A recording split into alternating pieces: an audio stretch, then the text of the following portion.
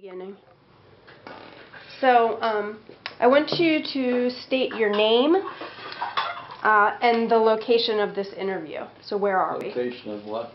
Our interview. Oh. Here. Well, you've got all that. I know, but... She needs it on the camera, Mick. Would you please cooperate?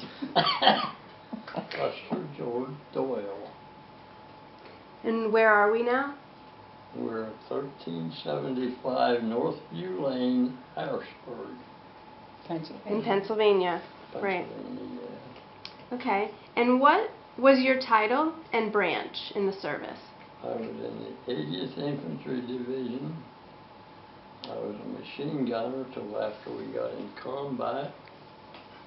And the company commander pulled me out of that and put me driving a Jeep. And that's what I'd done throughout the whole tour. So your title was?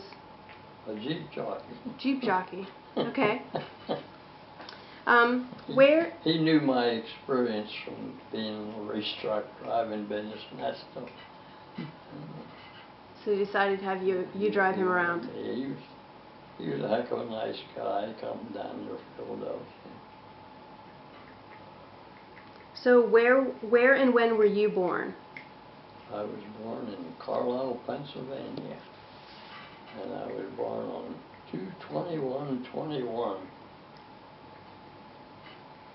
Okay. 740 East High Street, Carlisle.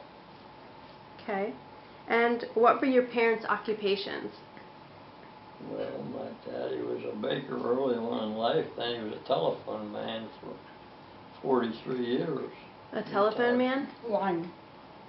Running lines? Run lines and stuff, service work. He owned a telephone line at one time down in, well, it run into York County, technically out of Carlisle and down in the market. Okay. But he sold that eventually to United Telephone Company. Okay. Interesting. I didn't know that. What were you doing before you entered the war? Before I entered the war, Mm-hmm. chasing her. I was in the gas station business with my older brother. Gas station? Yeah. We had a service station there in Carlisle. Cool. And why did you join? I didn't join. I was selected by my friends and neighbors. Gotcha. And what kind of specialized training did you receive? Well, you don't understand the Army. I had all infantry training, which was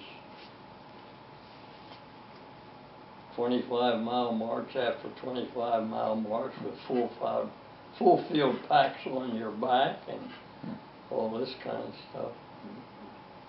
And we had a lot of machine gun target shooting that we done. And he was an expert shot. Cool. I was the best machine gunner I was. All right. Had a medal for that. A medal? What was the medal? It's marksman. A marksman? Was it marksman or rifleman? What was it? I don't know what they were. I give them all away, I think.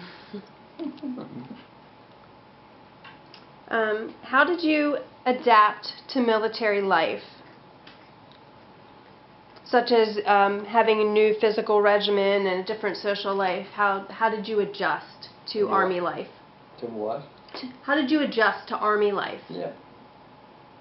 Like everybody else, Lisa, really. I mean, you did what you had to do. You went in and you were assigned to barracks. And that's where you lived. And you were assigned a company. Then you were assigned a platoon and get you down to flying patooties, so to speak, or whatever.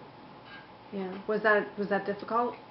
Huh? Was that difficult to get used to living that way? Well, as long as you followed orders. That's all you had to do. Yeah. And you might as well. You were there. Gotcha. Okay. Well, where all did you serve? Well, we started out in Tennessee. That was basic training. Mm-hmm. We went from Tennessee. We were in Kansas. And we went from Kansas out to the desert, Yuma, Arizona area. And we Was that all your training? Yeah. Your training? Well, we were out desert training and stuff. Okay. What it amounted to, they were building your bodies to hand. And you had to, and when you were heavy weapons, you had heavy. I had a 45-pound tripod to carry all the time. Okay. And then the second gunner carried the machine gun itself. And the rest of them were ammunition bearers. Okay, so then after the United States, where did you go? Well, we come back here to the East Coast and No, she wants to know where you went. Fort Dix, huh? It's good. Where you went when you left the States, Mick, Well, when you went so we come overseas. back to Fort Dix, then we shipped out from Fort Dix, got on the Queen Mary, all, I mean, 16 or 17,000 of us. Wow. Anyhow, and then we started to sail for England. When we got the third day out of sea, it was so rough and it rocked that ship around like a canoe. Water coming in over the sides and stuff. Queen Mary was a big ship. Because it was another regiment, I don't know what they were, a nurse or something on it. We never even seen them. They had them segregated from us. But guys were sick and puking all over the place. It was a mess that third day out. I opened my door. I was bunked up one bunk below main deck, and there was like 6 of them in a row here and stuff. I opened my door to go up to the main deck for breakfast, and there was a barrel coming down the steps full of puke, and there was puke running down the steps. It was that bad. Yuck. I pushed the door shut, went back to bed, and didn't come back till the next day. Yep. Then we went to England, right close to Liverpool we were. I don't know the names of these places anymore. We were there about 30 days, and they redone everybody and made sure they had all their belongings and full fields and all that kind of stuff before we shipped over to France.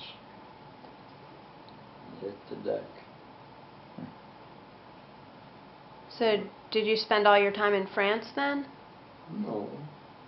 We started in France and Germany and Luxembourg, Okay.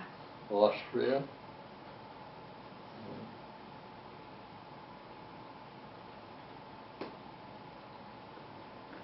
Like I said, it's been so many years ago, it's getting late in the blank mind. Okay. Let me pause this a second.